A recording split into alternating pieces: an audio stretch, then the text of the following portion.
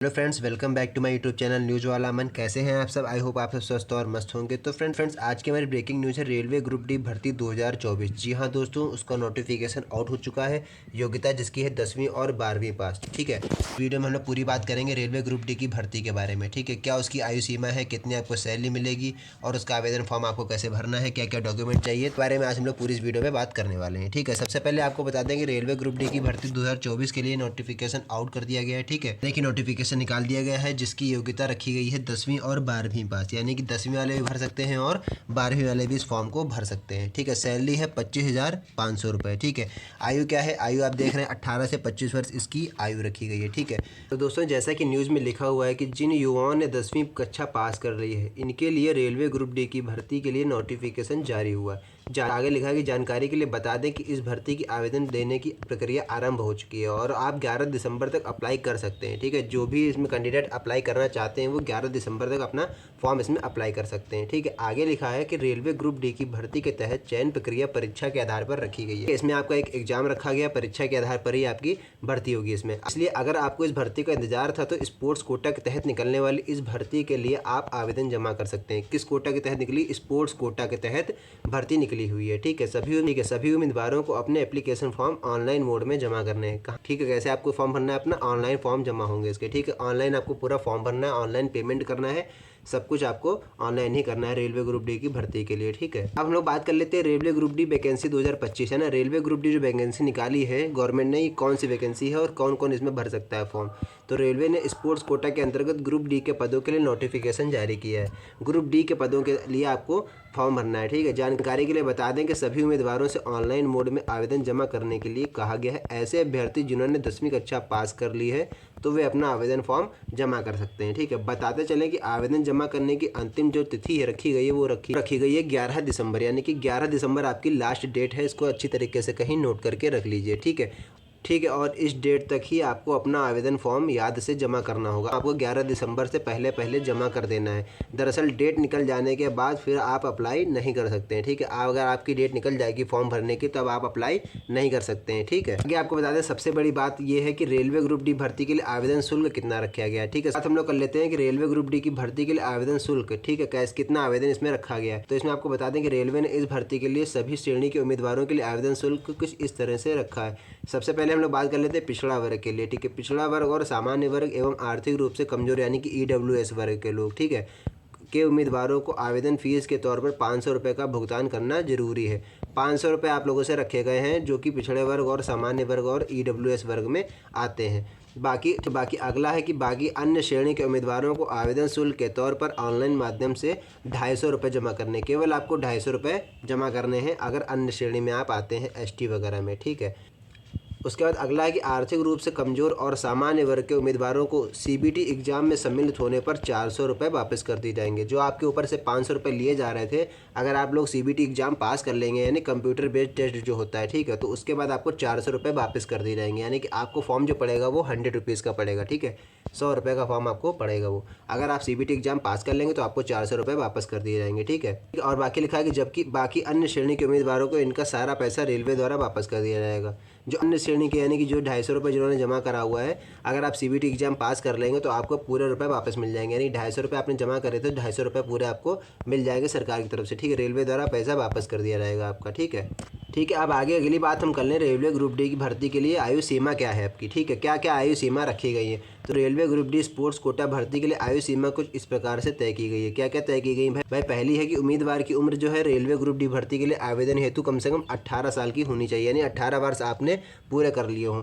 इस भर्ती के लिए आवेदन देने के लिए अधिकतम आयु 25 साल रखी गई है, यानी कि हम लोग कह सकते हैं कि 18 साल से लेकर के 25 साल के बीच में आदमी भर सकता है। मैक्सिमम जो रखी गई है वो 25 साल है, मिनिमम है 18 साल। ठीक है, सभी अभ्यर्थियों की गिनती 1 जनवरी 2025 के हिसाब से ही की जाएगी। आप भले फॉर्म दिसंबर 2024 में भरेंगे लेकिन आपकी जो उम्र की गिनती है वो 1 जनवरी 2025 के हिसाब से की जाएगी। यानी 1 जनवरी 2025 को आप 18 साल के हो रहे हों, यानी 1 जनवरी 2025 को आप मिनिमम 18 साल अपना पूरा कर रहे हो। ठीक है, 18 साल के आप हो चुके हों 1 जनवरी 2025 के हिसाब से। ठीक है, आगे लिखा है कि जो आरक्षित श्रेणी के उम्मीदवार हैं इन्हें अधिकतम आयु में कुछ वर्ष की छूट मिलेगी। जो आरक्षित श्रेणी यानी जिनका रिजर्वेशन है, जो रिजर्व श्रेणी में आते हैं, जो रिजर्व कैटेगरी में आते हैं, उन्हें अधिकतम आयु में कुछ वर्षों की छूट मिलेगी। ठीक है, यानी आपकी मैक्सिमम 25 रखी गई तो आपको कुछ छूट मिल जाएगी। जो रिजर्व कैटेगरी में आते हैं उनको कुछ छूट मिल सकती है, 27-28 भी कर दी जाएगी इसमें। ठीक, अब हम लोग बात कर लें रेलवे ग्रुप डी भर्ती के लिए शैक्षणिक योग्यता। भाई रेलवे ग्रुप डी जो भर्ती है उसकी योग्यता क्या होनी चाहिए? तो जो उम्मीदवार रेलवे ग्रुप डी भर्ती के लिए अप्लाई करना चाहते हैं, पहले आप एक बार शिक्षा योग्यता चेक कर लीजिए जो कि निम्नलिखित है। कौन कौन सी योग्यता आपकी होनी चाहिए। ठीक है, उससे पहली जो चीज़ मांगी इन्होंने क्या है कि उम्मीदवार ने किसी भी मान्यता प्राप्त विद्यालय से अथवा बोर्ड से 10वीं और 12वीं कक्षा पास कर ली हो। ठीक, दूसरी बात है संबंधित क्षेत्र में उम्मीदवार के पास स्पोर्ट्स में डिप्लोमा भी आवश्यक है। संबंधित क्षेत्र का मतलब क्या है? जिस क्षेत्र से आप भर रहे हैं, ठीक है, जिस भी कोटे से आप भर रहे हैं तो उसके पास आपका स्पोर्ट्स का डिप्लोमा होना अनिवार्य है। तीसरी बात है कि शिक्षा की अगर आपको और अधिक जानकारी चाहिए तो आप रेलवे के जारी नोटिफिकेशन को भी पढ़ सकते हैं। ठीक है, जो कि रेलवे द्वारा नोटिफिकेशन जारी किया गया उसको भी आप पढ़ सकते हैं। ठीक है, अब हम लोग सबसे लास्ट बात कर लेते हैं कि रेलवे ग्रुप डी की भर्ती हेतु चयन प्रक्रिया यानी कि रेलवे ग्रुप डी की भर्ती का प्रोसेस क्या है, यानी कैसे आपका चयन होगा। तो आपको बताते चलें कि रेलवे ग्रुप डी भर्ती हेतु आवेदन वाले उम्मीदवारों को सीबीटी परीक्षा में उपस्थित होना होगा। ठीक है, बताते चलें कि उम्मीदवारों का सिलेक्शन कंप्यूटर बेस्ड एग्जाम के आधार पर संपन्न कराया जाएगा। यहाँ आपको बता दें कि इस परीक्षा में आपको गाइड्स और स्काउट्स एवं सामान्य ज्ञान पर आधारित सवाल हल करने होंगे।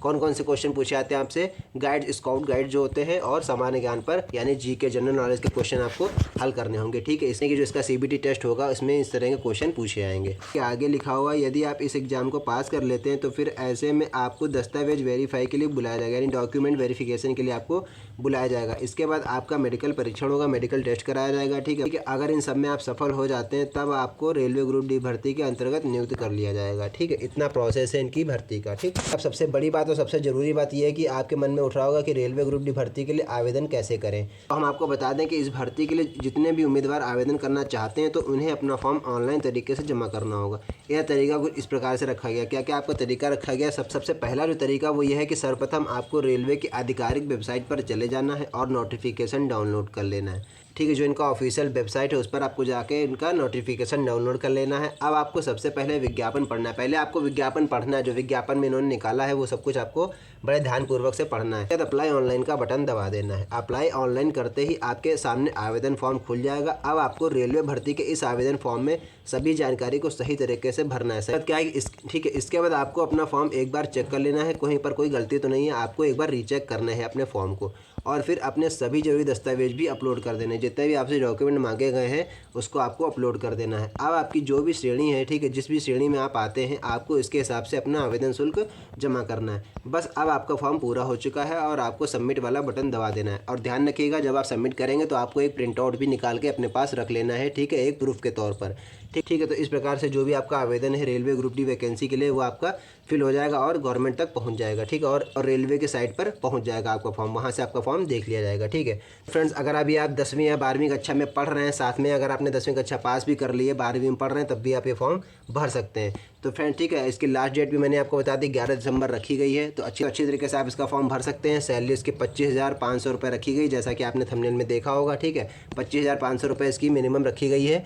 और अगर आपका प्रमोशन होता रहेगा तो जानते हैं आप सैलरी आपकी बढ़ती रहेगी। ग्रुप डी के लिए ये सैलरी रखी गई है। तो ज़्यादा आपको इंतजार नहीं करना, आपको इसका फटाफट रेलवे का फॉर्म भर डालना है। और फ्रेंड्स अगर वीडियो अच्छी लगी तो वीडियो को लाइक कीजिए, चैनल पर पहली बार आए तो चैनल को सब्सक्राइब जरूर कर लीजिए ताकि इस तरह की जो भी मैं इंपॉर्टेंट वीडियो डालूँ उसका नोटिफिकेशन आपको सबसे पहले मिल सके। तो फ्रेंड्स बस आज की इस वीडियो में इतना ही, मिलते हैं नई वीडियो में नेक्स्ट टॉपिक के साथ। तब तक के लिए जय हिंद।